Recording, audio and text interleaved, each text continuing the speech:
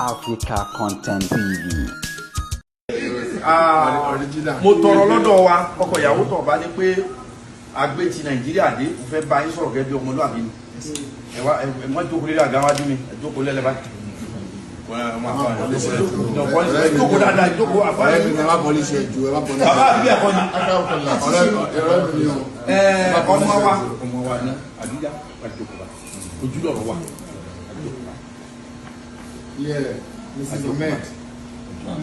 Inshallah. Opeyemi.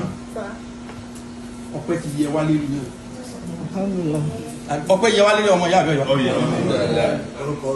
Orúkọ ro yẹn. Ṣé rí tẹ́ bá fẹ́ sọ orúkọ wallahi. Ìmọ̀ dá kéèyàn ó kọ́ nítumọ̀ o. Ó kọ́ nítumọ̀ o.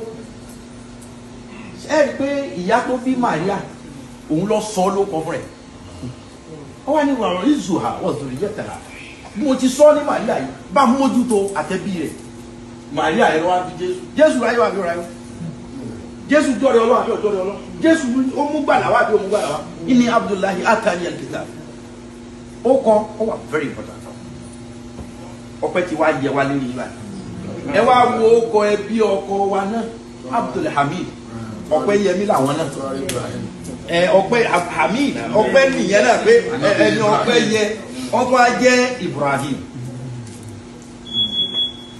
èyí sẹ́ni tọ́lọ́wọ́n ọba ti kọ́ ni àdíjọ́ kúrò àyè àwọn aláǹkà ń sọ pé odijọ́ kìíní Ọlọ́run ti gbà torí tí wọ́n kọ́kọ́ sọ tó mú yìgì dúró tó mú káfẹ́rẹ́ ní dúró náà ní ẹbí ọkọ ẹbí ìyàwó àfààní gbogbo wọn bàbá yìí tó ti rí ẹlẹ́rìí pé ó sojú mi níjọ́ náà gbogbo yòókù tó bá kù wàlímọ̀ ní ìnáwó ló kù. Ajá Khadija ìdàkùn Ọpẹ́ ti ẹni tí ọmọ yín báyìí pé ẹ̀yin ni sẹ́ẹ̀rí ní eré ahọ́n bàbá yín Opeyemi l'Amẹ́ríkà màmá abẹ́ ti gbàgbé ni gbogbo ayé ló mọ̀ pé àwọn èèyàn máa fọkàn tó ẹ pé tí èèyàn máa já wọn ti ń pè wọ́n kó dàbá àti sọ̀rọ̀ Ọlọ́run lọ́mọ àwọn tí tún kọrin bàbá yín tó sọ pé Opeyemi l'Amẹ́ríkà Opeyemi. And today, vividly, your father, your mother, they're very proud of you. They're so very happy with you. You make us proud. You are doing excellent. We are honored to have you as one of our daughters in this family. Thank you for being who you are. Thank you for representing his name and that of your mother greatly. Thank you, thank you, thank you so very much. You are heading towards another chapter of life. That's just the fact. Please be humble.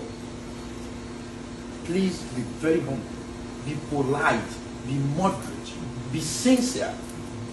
By doing all this, you know, sùúrù lobìnrin máa ń àti ẹ̀kọ́ Ọlọ́run dẹ̀ tí wá sí dáadáa Amẹ́ríkà lè ẹ gbàgbé o báwọn ìyá àti bàbá yín ṣe lò ó gbà àwa ò lè lò ó bẹ́ẹ̀ sìn àbí sẹ́ obìnrin àwa ò lè lò ó bẹ́ẹ̀ mọ́ ó ti dùn báyìí ẹ wo inú wa dùn.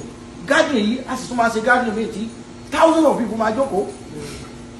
Àrùn kan la ọ̀rọ̀ àwọ̀ sáriwo kèsèlé wa yìí o.